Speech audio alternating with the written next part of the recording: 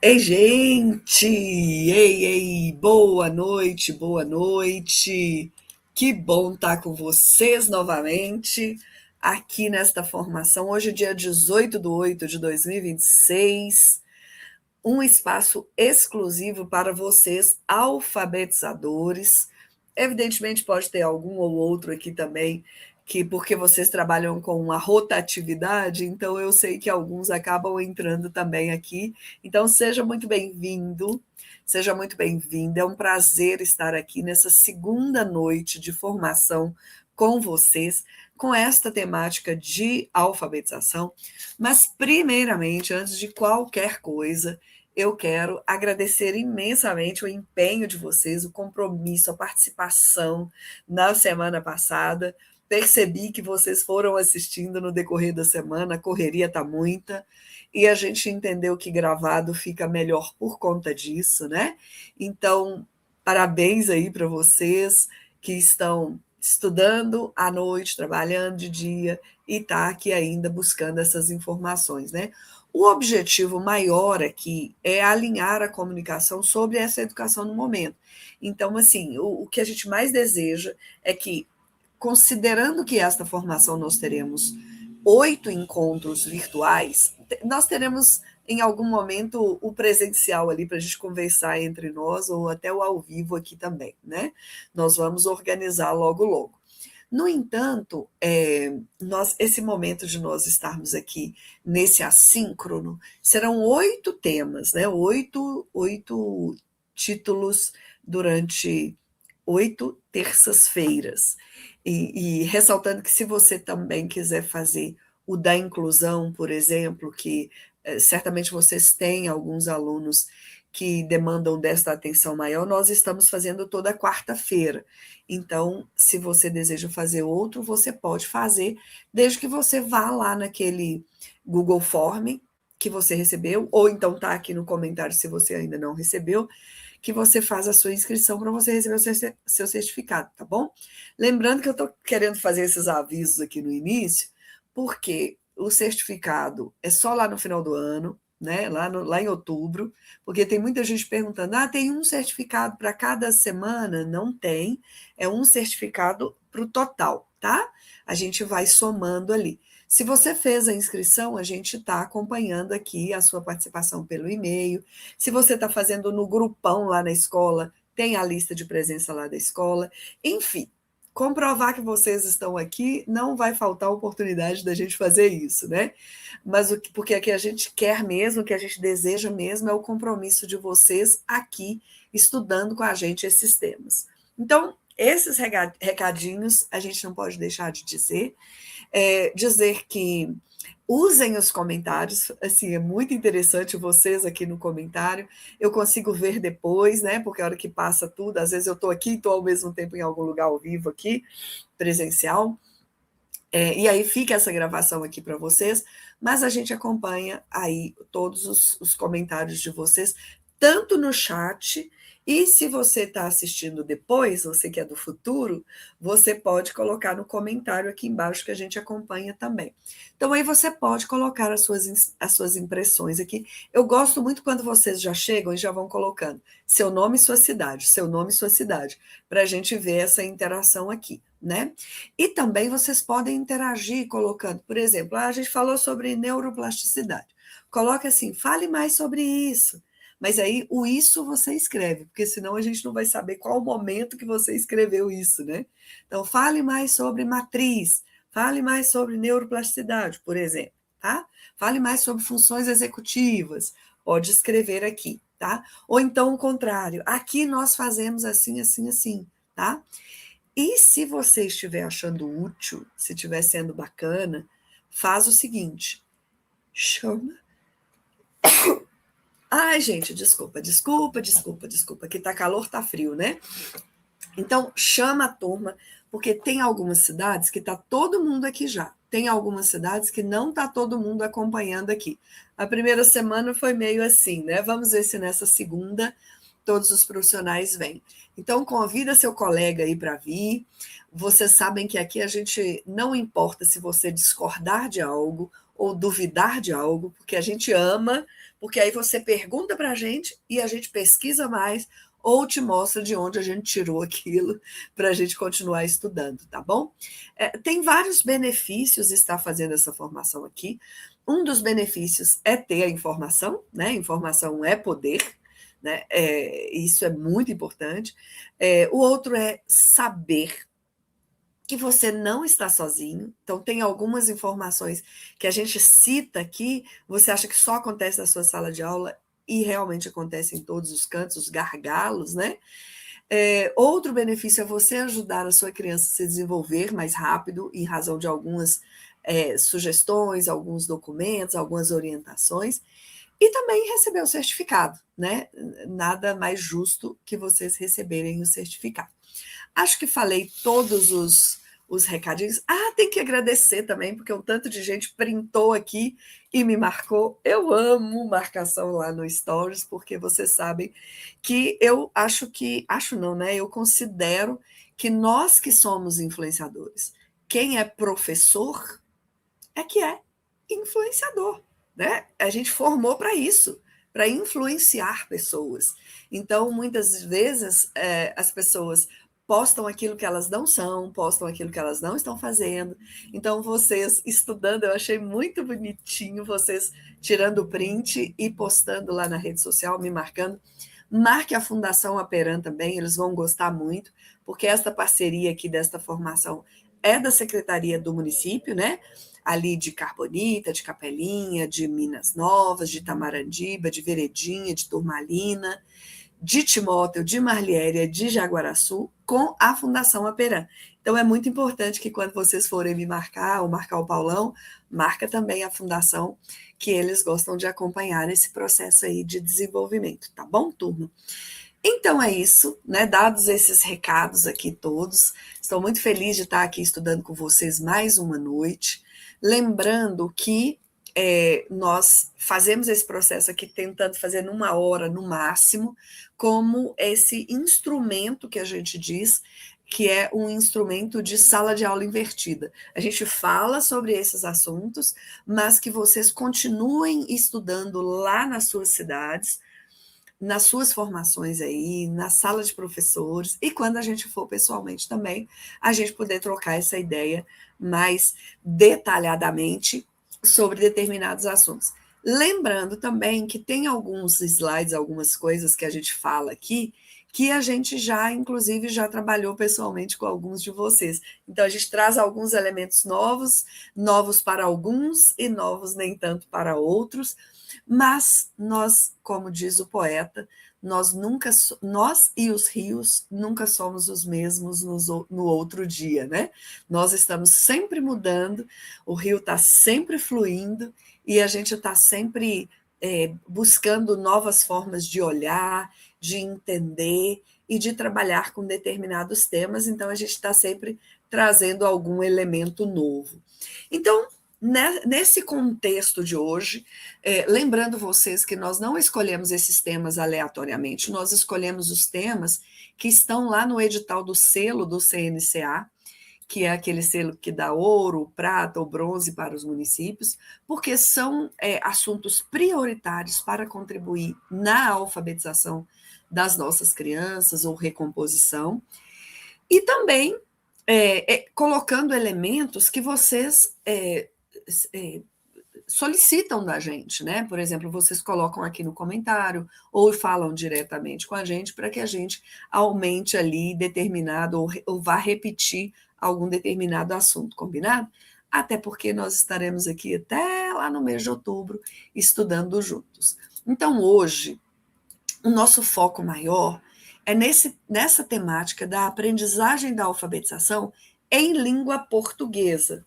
Na outra semana, nós estaremos com a aprendizagem da alfabetização em matemática. Então, hoje nós estaremos focados aqui em língua portuguesa. Dentro deste contexto, eu gosto de afirmar que nós estamos vivendo na melhor época para viver a educação. Vocês podem dizer assim, que maluquice é essa? Não é isso de forma alguma, né? Nós não estamos na melhor época porque a educação está muito complexa, a sala de aula está muito complexa, a família não está tão participativa. Tem uma série de questões que é real, que está dificultando a sala de aula, o plano de aula, a escola como um todo. No entanto, sob a perspectiva de organização, nós estamos vivendo a melhor época para viver a educação. Né? Eu estou aqui com meus 50 anos, mais de 30 anos de educação, e a gente tem acompanhado esses processos do quanto que a gente teve que criar muita coisa, e depois que apareceu a internet, piorou muito, porque antes da internet apareceu o Xerox, né? Então, muito Xerox, Xerox, Xerox, Xerox foi fazendo com que as crianças parassem de evoluir, porque elas começaram a só responder ao Xerox. E depois que veio a internet, piorou, porque muito professor, eu sei que vocês não, né? Mas muito professor nesse mundão todo aí, pesquisa na internet e dá lá qualquer coisa, né? Não é errado pesquisar na internet, porque nós todos pesquisamos, inclusive na IA que está aí, nós não podemos negar, né? Mas nós também não podemos só ficar por conta dela. Então, nós estamos num momento em que eu reforço que é a melhor época para viver a educação, porque nós temos documentos centralizados ali para nos orientar. Eu saliento aqui hoje os 4 principais documentos que nós temos. Nós temos a BNCC, que é a Base Nacional Comum Curricular. Gosto muito de reforçar que a Base Nacional Comum é curricular. Ela não é Base Nacional Comum Pedagógica. Qual que é a diferença? A diferença é que pedagógica é como eu vou trabalhar para alcançar aquela habilidade. Curricular é o que eu preciso alcançar. Quais as habilidades precisam alcançar? Muita gente fala assim, a BNCC engessou, não entendeu a BNCC. Porque a BNCC, ela disse assim, é preciso que seja comum de forma nacional para o Brasil inteiro o direito de todos os alunos alcançarem aquelas habilidades. Ponto. Como eu vou fazer isso? Ele entra no pedagógico. Então, desculpa, gente, ele entra no pedagógico. E o pedagógico já vai lá para o currículo. Nós que somos aqui de Minas, temos o currículo de Minas Gerais, que derivado dele vieram os planos curriculares, né? O plano de curso, que eu particularmente sou apaixonada, a gente não precisa inventar a roda, por isso que eu estou falando que a gente está na melhor época de viver a educação, né? Porque a gente não está precisando inventar a roda, se nós temos uma base nacional comum curricular que é comum a todos e que tem os direitos, né? A expectativa daquele menino alcance aquelas habilidades.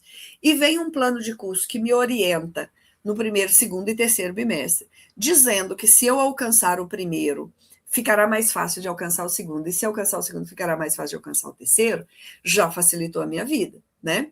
E aí vem o CNCA, que tem uma turma falando que é muita prova, que é muita coisa, que não vale para nada. E assim, gente, eu vou dizer para vocês, eu nunca vi um negócio tão bem feito quanto esse CNCA. Né? Vocês lembram dessa época que a gente tinha aqui, daquela época que a gente tinha aqui, preparar o objetivo, preparar a prova, corrigir a prova, não tínhamos certeza de qual habilidade era prioritária do que a outra. Hoje nós temos uma plataforma do CAED, que é uma plataforma que tem 3 avaliações, primeiro ciclo, segundo ciclo e terceiro ciclo. Por que eu estou falando isso? Porque tem muito professor que ele entendeu que a plataforma é baixa a prova, aplica a prova, corrige a prova e insere a prova. E aí acabou. Ele não olha mais. E aí só o pedagogo que vai lá e olha, ou o diretor. Esta plataforma do CAED, ela é para consumo do professor, né? Para consumo. Então, o professor, por exemplo, ele vai lá na sala de aula dele, o que os meninos dele mais erraram, Aí ele vai lá e tem uma aba de banco de itens em cima do que ele mais errou. Então, assim, tá na nossa mão, né? Ao invés da gente ir para a internet e falar atividades disse. O banco de itens com base na sua sala, ele te dá a sugestão das atividades. Então, não tem como a gente reclamar. Agora, se você falar assim, tá tendo muita prova, tá tendo muito isso, tá tendo. Se tiver outras, acaba que, se a gente não se organizar e tal, né? E não a gente que eu estou falando, você, professor, mas todo o sistema, né? Considerando que, por exemplo, nós agora temos o plano de curso trimestral. Então, nós vamos ajustando essas avaliações de formas trimestrais, as avaliações do município, né? Temos o CIMAVE, né, que no município o CIMAVE também faz, mas também é só lá no final do ano, não necessariamente faz aquela diagnóstica, não é todo município que faz, mas enfim, estou querendo dizer isso porque eu vejo muita gente sofrendo com o processo de muita avaliação, mas eu queria muito entrar na mente dessas pessoas e dizer, gente, vamos estudar os resultados dos nossos alunos que estão na plataforma, porque essas provas nos dão como que eles estão. Quem já está fazendo isso, já está dizendo assim, facilitou demais a minha vida, porque agora eu foco naquilo, porque parece contraditório, sabe, turma? Você tem um plano de curso para seguir, aí depois você tem que preparar a aula do plano de curso e você tem que preparar a aula das avaliações, parece que é contraditório. Mas quando você tem as respostas da sua sala de aula, não fica contraditório, porque tudo está dentro do currículo, que está dentro da BNCC. E que, possivelmente, né? Eu vou tirar aqui só para mostrar para vocês, também está dentro desse verdinho ali, que é essa outra fotografia aqui, que é desse caderno aqui.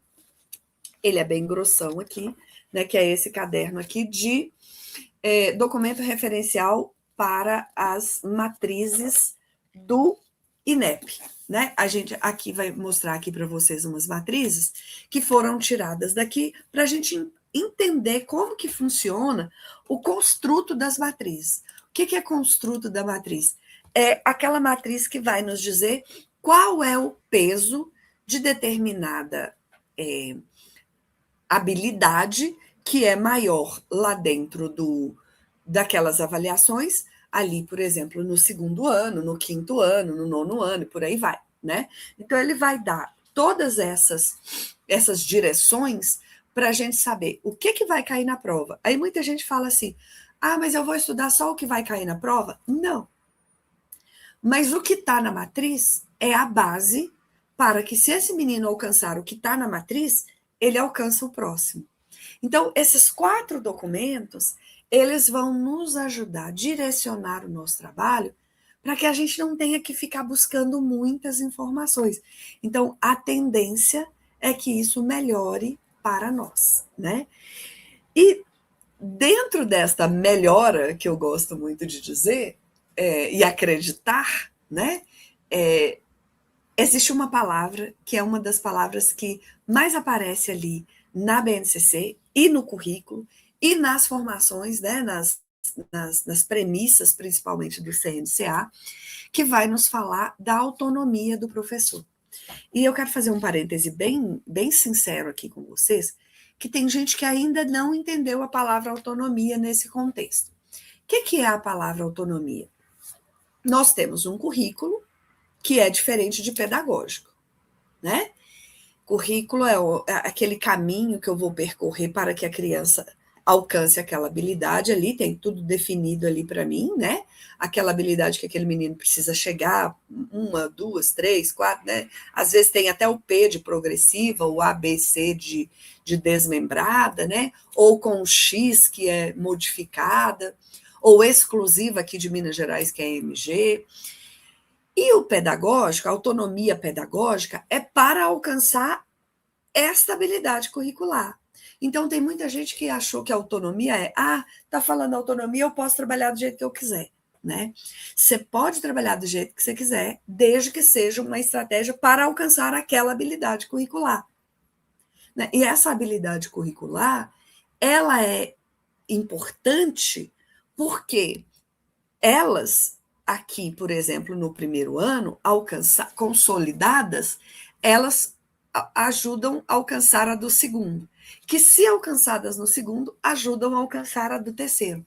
Então, existe uma hierarquia educacional que veio da taxonomia, né, daqueles verbos, que vão mostrar para a gente que a gente pode ter uma autonomia pedagógica desde que a gente vá desenvolver experiências para alcançar aquelas habilidades do currículo. E daí, como o nosso tempo é muito curtinho, é 1 hora só, e eu gosto de explicar dando muito exemplo, né? E conversar com vocês nesse sentido, vão colocando aqui nos comentários as impressões de vocês, que depois eu leio, tá?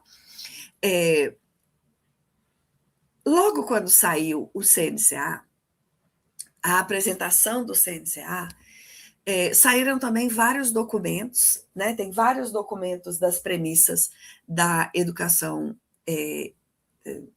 de alfabetização, né? Do criança alfabetizada, em que nesses documentos tem o resumo, né, nos textos grandes ali. Eu fui resumir aqui em 2 telas. Eu quero mostrar para vocês nessas 2 telas como que é importante a gente estudar sobre essa questão de que tem a BNCC, que é gigante, tem o currículo, que é gigante, tem as premissas do CNCA, que são muitas, o CAED, que está lá cheio de banco de itens, tem esse documento referência aqui para as matrizes também, mas nós temos o básico daquilo que nós temos que nortear. O que a criança de 7 anos precisa saber para estar alfabetizada. Então, nós sabemos que ela precisa alcançar 743 pontos lá na prova do INEP, mas para ela alcançar, né, para ela ser considerada uma criança alfabetizada, ela precisa, e aí nós colocamos, né, 1, 2, 3, 4, 5 itens, que é o resumo do que está na documentação. Então, para ela ser considerada uma criança que está alfabetizada, ela precisa relacionar sons e letras da língua portuguesa. Então, quando a gente está aqui falando de alfabetização em língua portuguesa, nós precisamos entender que o nosso sistema é alfabético, né? Então, se ele é alfabético, nós temos que entender sobre grafema e fonema. Quando eu estou falando sobre isso, eu não estou falando nem de método fônico e nem de método silábico, porque o principal ponto que nós vamos chegar aqui é a última palavra ali, que é o processo discursivo da última página, né, da segunda e última página ali, que não é o método que alfabetiza. Quem alfabetiza é o professor. Nós temos que ter essa consciência. Não é o método que alfabetiza. Quem alfabetiza é o professor.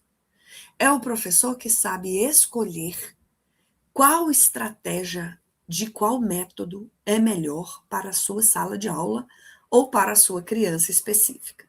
Então, terá a criança que não compreende os sons. Então, você vai lá no método fônico. Tem crianças que ela tem uma dificuldade. Você dá o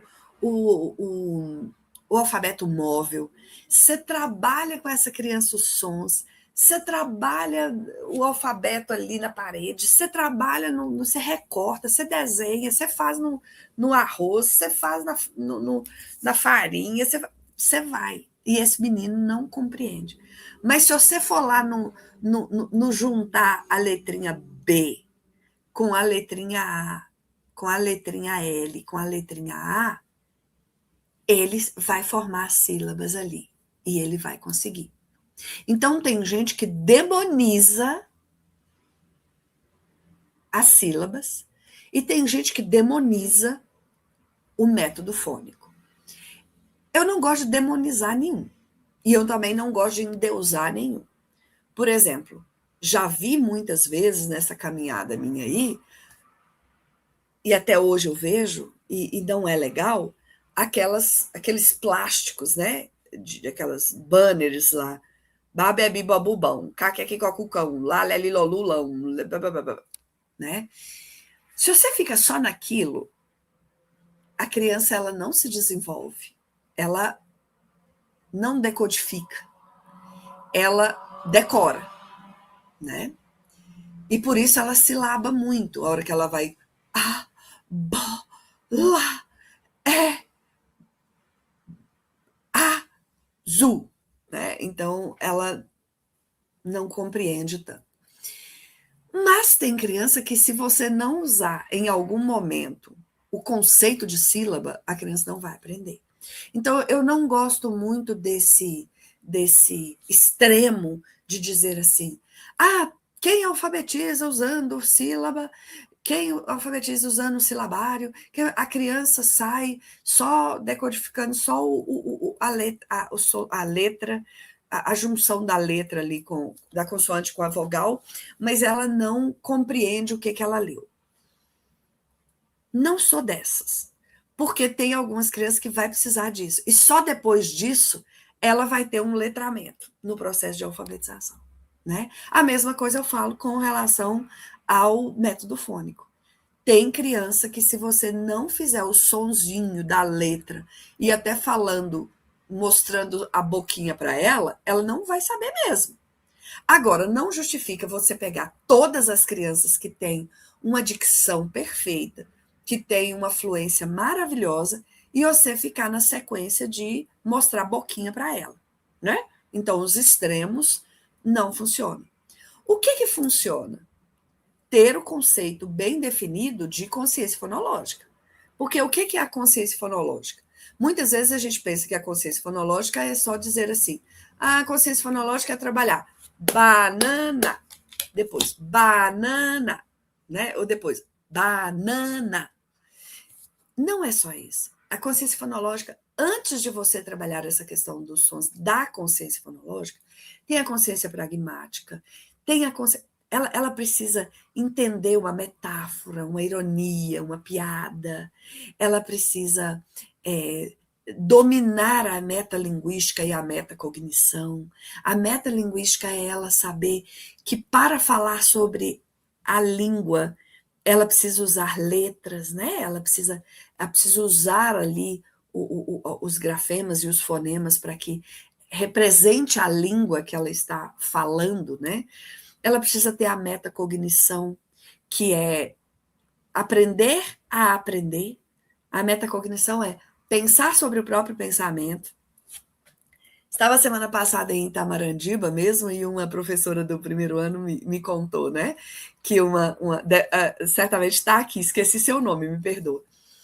Que a criança dela estava lendo, né? E aí ela leu bola. Aí ela leu bola! É bola! Né? Então, quer dizer, ela leu bola, ela ouviu ela mesma falando bola, e aí, categorizado na cabeça dela, a memória já remeteu ela a uma memória afetiva de bola, e ela lembrou certamente da circunferência da bola, né? Então, consciência fonológica é além desse banana, né? Consciência fonológica é a criança dar conta de manipular os sons e as letras, relacionando, né? E conseguindo expressar entendimento sobre o que ele está lendo, antes da gente chegar lá em interpretação de texto, mas interpretar a palavra que ele acabara de ler, né? Isso é ter consciência fonológica. Então, esse processo de pensar, quando a gente diz de relacionar sons e letras na língua portuguesa em só métodos, fica empobrecido o nosso discurso e a nossa prática na sala de aula, sabe? A gente precisa pensar nesse contexto maior de uma consciência fonológica, que a criança sim consiga identificar os sons das letras, sim consiga juntar sílabas, mas sim consiga pensar sobre o próprio pensamento. Que ela consiga se ouvir e ela consiga expressar aquilo que ela entendeu sobre aquilo que ela leu. Então, esse é o primeiro ponto. O segundo ponto é ler mais do que palavras e frases isoladas. E para que ele consiga ler mais do que palavras e frases isoladas, o que nós temos que proporcionar? contextualização. O que é esta contextualização? A contextualização é você trabalhar com as crianças, mesmo que seja palavra ou frase, mas que ela tenha um contexto de acordo com a realidade dela, de acordo com a vivência dela. Então, se você vai estar trabalhando numa sala, eu citei bola aqui, com crianças que adoram jogar bola, vai com um texto sobre bola. Se elas gostam de jogar peteca, ainda tem criança que joga peteca, ou pular corda, ou qualquer outra questão, né, de brincadeira, vamos utilizar isso. Né? Ou então, é aniversário da cidade, vamos conversar sobre a cidade, o hino da cidade, o museu da cidade, a Casa da Cultura da cidade, o teatro da cidade. Tudo que é próximo dele vai, se for contextualizado, vai fazer com que essa criança consiga ler mais do que palavras e frases isoladas. Lá no texto vai falar o seguinte: conseguir ler textos, por exemplo, de até 6 linhas. Então, por exemplo, se a gente conseguir trabalhar com crianças textos de até 6 linhas e sempre contextualizado com o nome dele, os nomes das crianças e das coisas que eles gostam, a gente vai ter muito mais facilidade dele compreender, ler o texto de até 6 linhas, né? Ah, Marli, mas você está falando ler antes de alfabetizar. Algumas crianças conseguem identificar a palavra ou a frase, e aí ela já entende o contexto. Mas a gente não vai conseguir fazer com que ela leia um texto inteiro sem ela conseguir ler pelo menos a palavra ou as frases. Mas se isso estiver isolado, vai dificultar ainda mais, por isso precisa estar contextualizado. O outro ponto é ler textos simples de literatura utilizados na escola. E aí é onde entra o cantinho de leitura. E aí eu pergunto para vocês, podem até colocar no comentário aqui, eu uso, não é ter não. Eu uso, né? Ou então, minhas crianças usam. Por quê? Com o CNCA veio esta questão do compromisso ter o cantinho de leitura em cada sala de aula. Para que esse cantinho de leitura em cada sala de aula? Para que o menino tenha acesso à literatura. Então, não foi em nenhuma dessas cidades. Eu estou lembrando de uma cidade que eu fui, não é nenhuma das nossas cidades aqui, mas eu fui numa cidade que eu cheguei na Secretaria de Educação e eles estavam fazendo uma mudança e eles colocaram uma sala lá para ser... Na cidade não tinha biblioteca, né? E eles colocaram uma sala para ser a biblioteca das crianças. E aí eles estavam fazendo um revezamento. Aí tinha estante igual essa daqui, em volta da sala toda, todas as paredes. E aí as crianças visitam lá, né? E aí, assim, tava bonito, mas livro literário não é para criança visitar o local que ele está. Livro literário é consumível. Ele tem que estar numa caixinha, ou num baú, ou em algo no chão ali, ou naqueles coisas que dá para pendurar, para que a criança tenha acesso ali no olho dela, na mãozinha dela, para que ela terminou uma atividade, ela possa ir lá e falar: ah, vou pegar esse. E aí ela começar. Ah, os reis do parquinho. E aí ela começar. E aí ela tentar imaginar e começar a descrever aqui aquilo que está naquele livro. Se ela interessou por esse livro, né? Então, assim, vamos imaginar aqui, né? Deixa eu colocar isso aqui. Deixa eu mostrar aqui para vocês. Se ela interessou por esse livro, aí a outra criança interessou por esse aqui mais antigo. Esse aqui é antigão. Esse aqui é o Pica-Pau Amarelo e o Peter Pan, né? Olha só, da nossa época, né, gente? E aí, então, a criança, ela começou a interessar por esse livro. A outra interessou por esse. Aí a outra interessou pelo outro, a outra interessou pelo outro. Se você começa a contextualizar com aqueles livros que elas se interessaram, elas vão ter familiaridade com estas palavras aqui.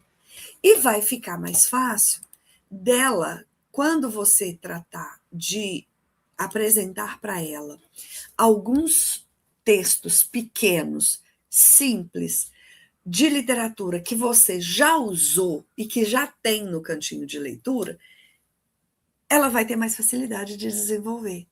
Então, a criança só vai desenvolver-se se nós apresentarmos oportunidades para ela. Então, muita gente fala assim, as avaliações estão vindo com textão para criança. Quando a gente vai lá ver o textão, são 6 palavras, 6 linhas, né? Porque está lá 6 linhas. Para nós, parece textão mesmo. Para aquela criança bem pequenininha que está ali arriscando na leitura. Mas se for hábito na nossa sala de aula, a gente ter o contato com palavras e frases dentro do contexto dos livros que elas mais gostam, que está no cantinho de leitura, essa criança vai, né? E atrelado a essa questão literária, a criança precisa escrever convites, bilhetes, cartazes, mesmo com desvio de norma ortográfica. Isso aqui é a função social da escrita e da leitura. Eu amo isso, gente. Por quê? O que normalmente, deixa eu contar um caso para vocês aqui que aconteceu, né? A gente foi fazer uma formação uma vez, uns anos atrás aí, e a gente focou nesse tópico aqui, né? Que a criança precisa escrever bilhetes, ela precisa escrever cartazes, ela precisa escrever convites, ela precisa escrever, ela fazer as ornamentações. Isso está relacionado com a função social da escrita. O que é a função social da escrita? Para que eu estou escrevendo isso? Para quem? Para comunicar o quê? Isso é função social da escrita. Isso tem a ver com gênero textual. Mas antes do gênero textual, para a criança conseguir nominar esse gênero textual, a gente precisa mostrar para ela que a linguagem ela é representada pela língua, que é a escrita, né? E que esta escrita comunica algo a alguém. E que esta comunicação, quanto mais, e aí a gente entra para fortalecer essa questão da autoralidade e do protagonismo, quanto mais essa criança produz, mais ela aprende.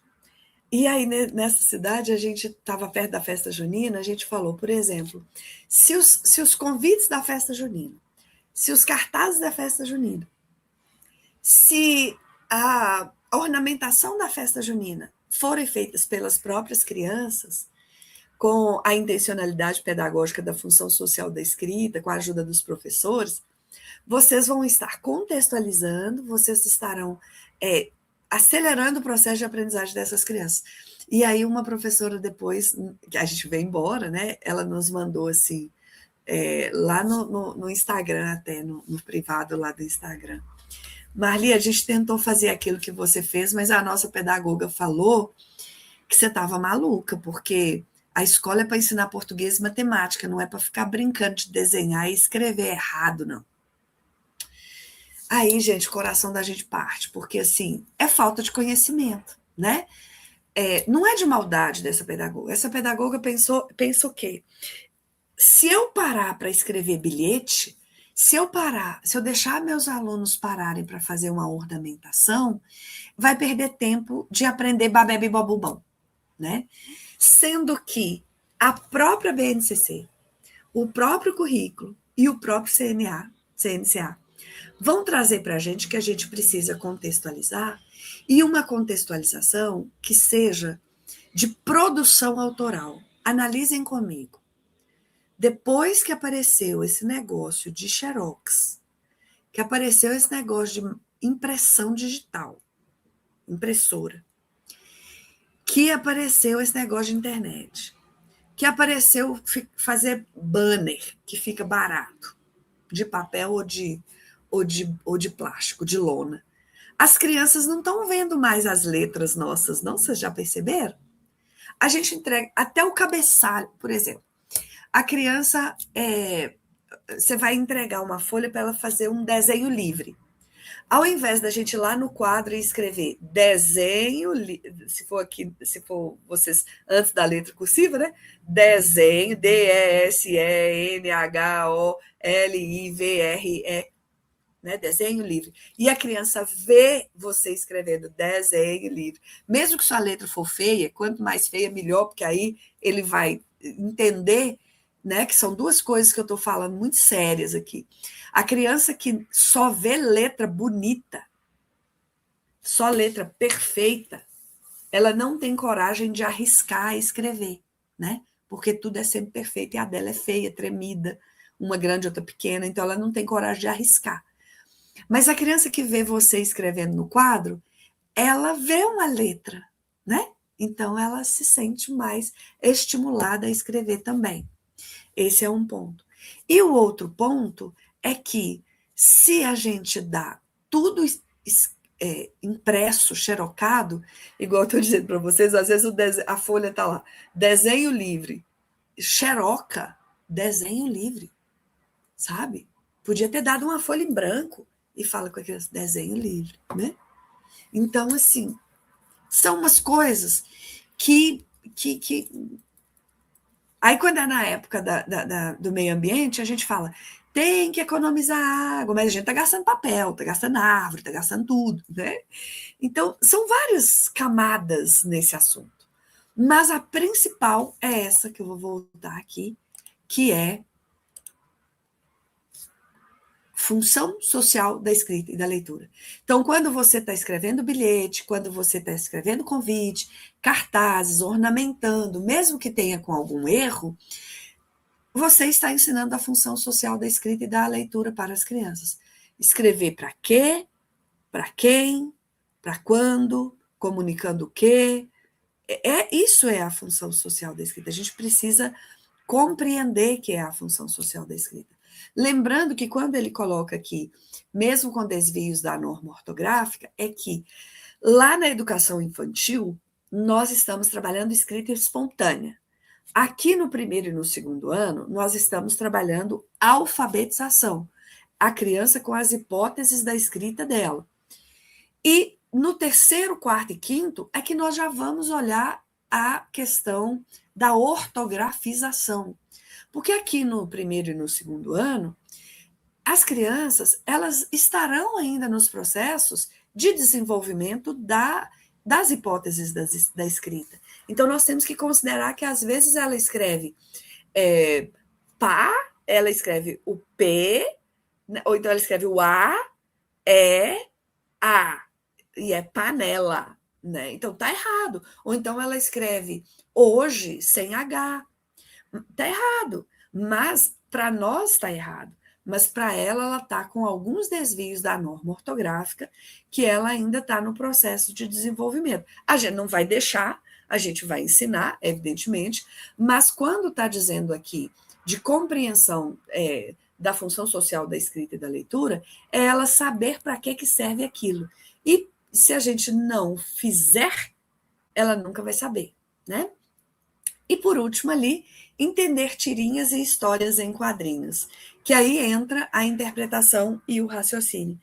Turma, a minha mãe está aqui em Belo Horizonte essa semana, e aí ela trouxe uma casinha dessa do Jequitinhonha para cada neto dela, né, que mora aqui em Belo Horizonte. E aí a gente tirou uma foto, cada neto com a casinha do Jequitinhonha. E aí a gente foi levar a minha mãe no oftalmologista, na ótica, e aí estava demorando um processo lá, e elas ficaram conversando, aí a minha mãe foi e disse assim, aí mostra ela a foto dos netos. Aí eu mostrei a foto de mãe com os netos, e aí cada um estava com a casinha do Jequitinhonha na mão. Aí eu falei, olha aí, olha, deu uma casa para cada neto, ó. Deu uma casa. Aí a moça, deu uma casa? Ah, não, a senhora está muito rica. Aí eu, não, é casa simbólica, né? É casinha.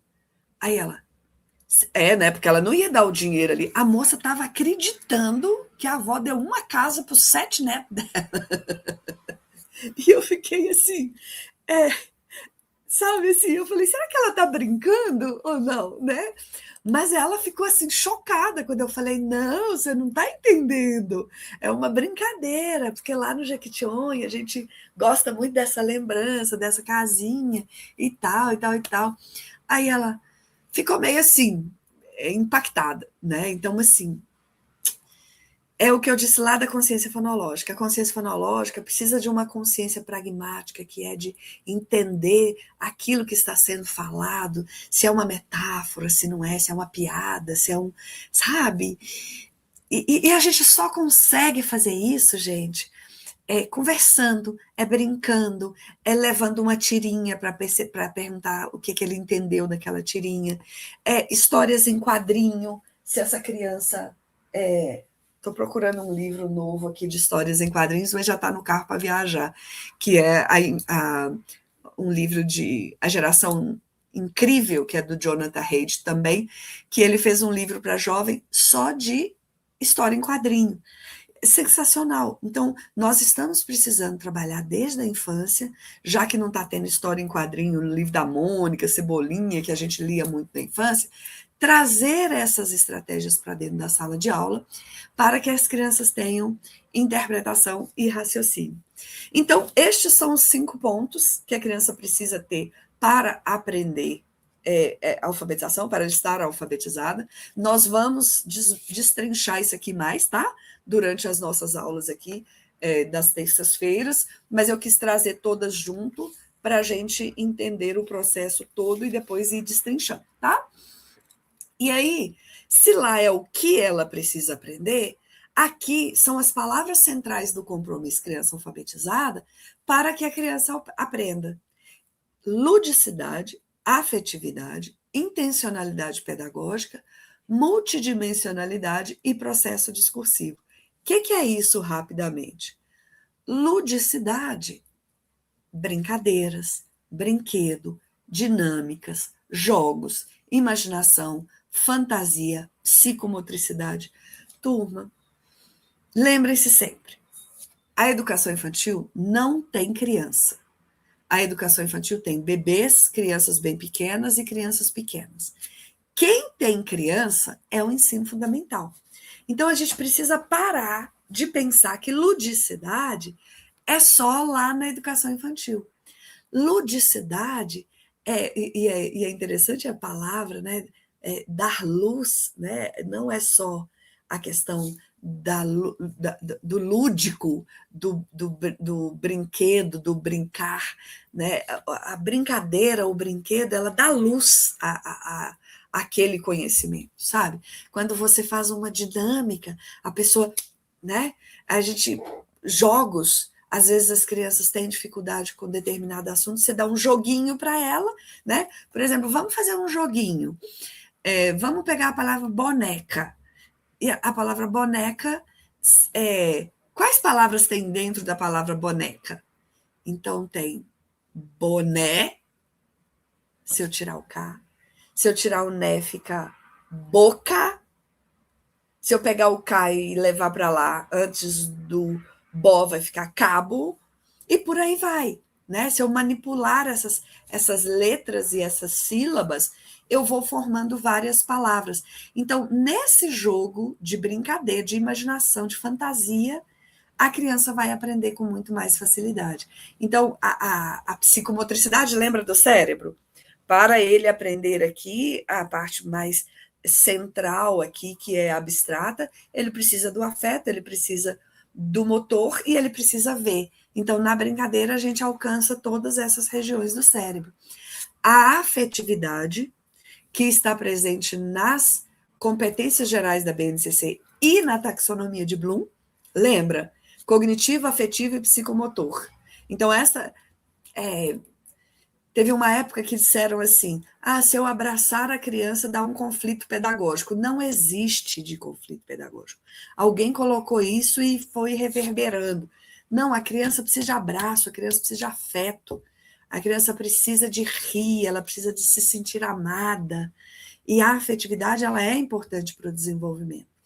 E a intencionalidade pedagógica, que é tudo que eu vou fazer, que tenha proposição de ações integradoras e contextualizadas.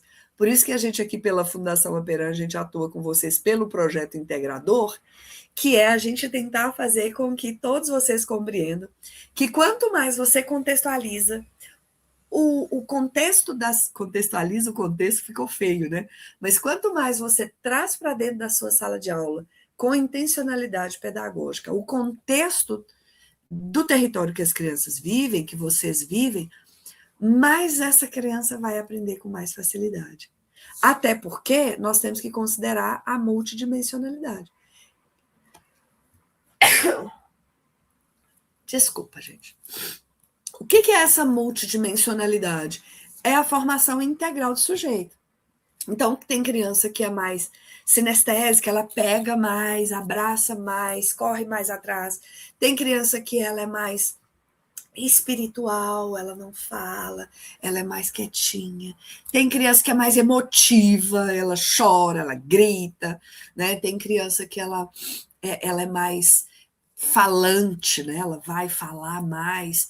Então, essa formação integral do sujeito depende da multidimensionalidade, da gente entender o que essa criança é mais, para que a gente vá por essa via, né? Ou então o que ela é exagerado para eu estimular as outras áreas para ficar equilibrado. E o processo discursivo?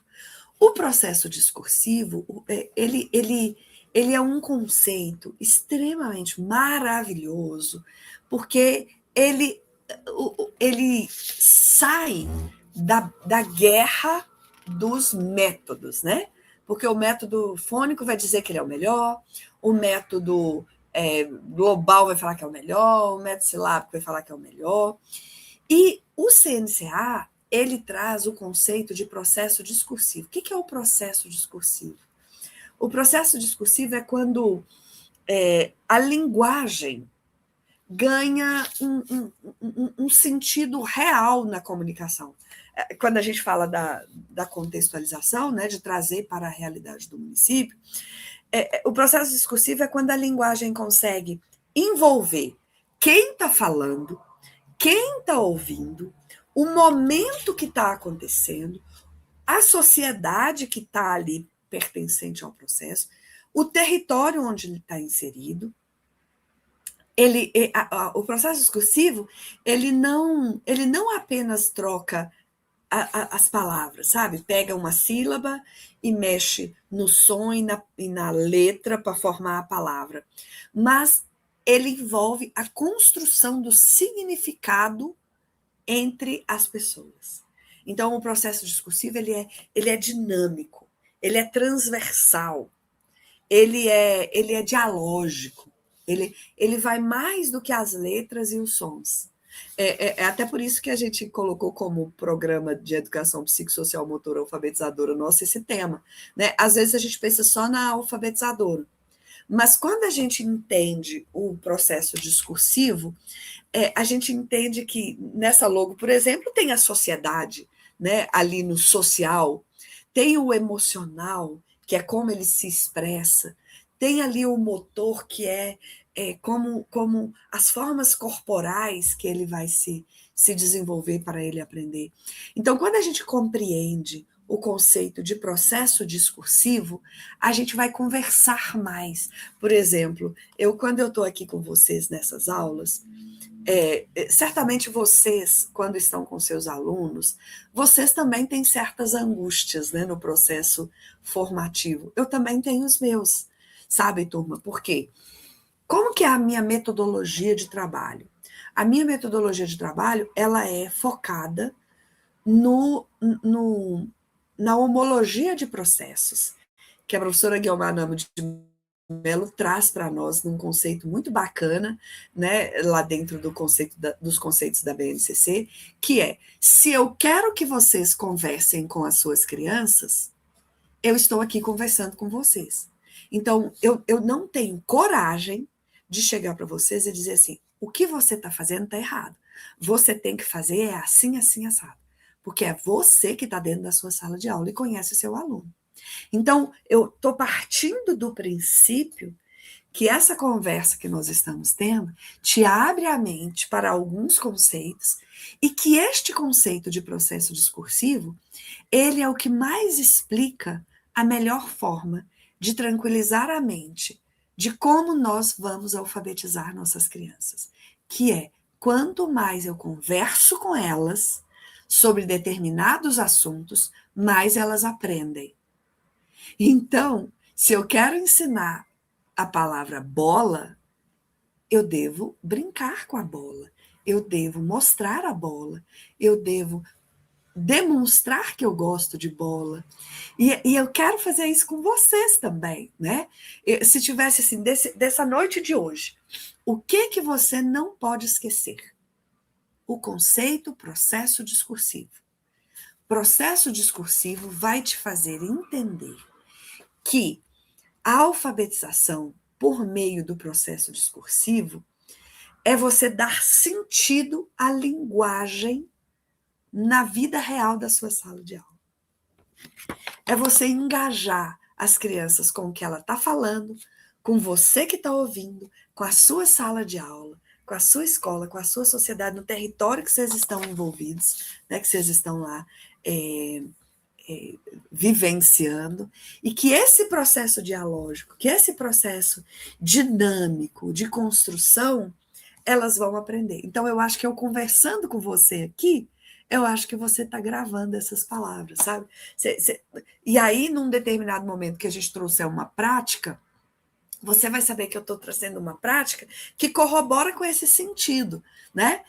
E que a gente divide aqui. Tem hora que a gente fala de leis, tem hora que a gente fala de teoria, tem hora que a gente fala de práticas, tem hora que a gente junta os três, né? Hoje, por exemplo, nós estamos falando aqui de uma legislação, porque o CNCA é uma legislação, estamos falando mencionando algumas práticas que entram dentro dessas teorias, para que vocês entendam que cada passo que você está dando dentro da sala de aula tem um nome, tem uma denominação, né?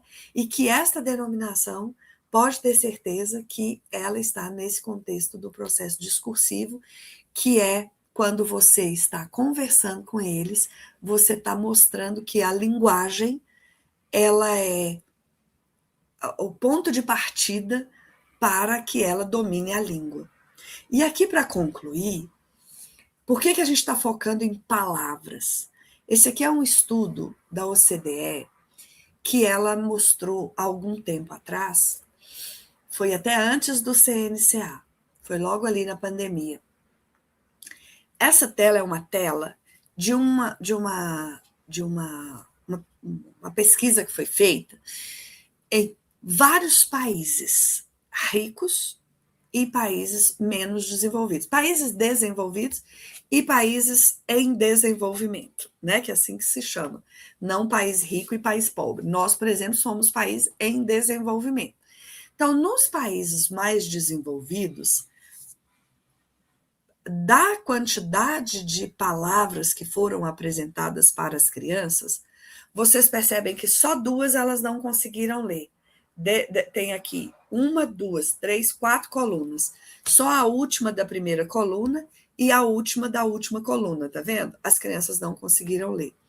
Nos países menos desenvolvidos, né, em desenvolvimento, que o Brasil também está, as crianças leram só estas palavras. Olha a diferença. Aqui só 2 e aqui estas palavras.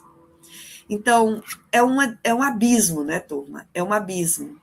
Essa é uma iniciativa do BID, né, do Banco Interamericano de Desenvolvimento, a iniciativa do PRID, que é um programa regional de indicadores de desenvolvimento infantil dentro do BID, e a OCDE que patrocinou não, porque esse povo é que é o do dinheiro, né, o BID, apresentou, e eles colocaram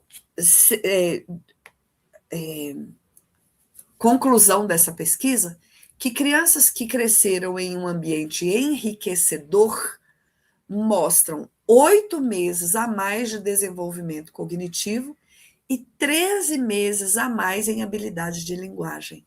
Olha que triste, gente.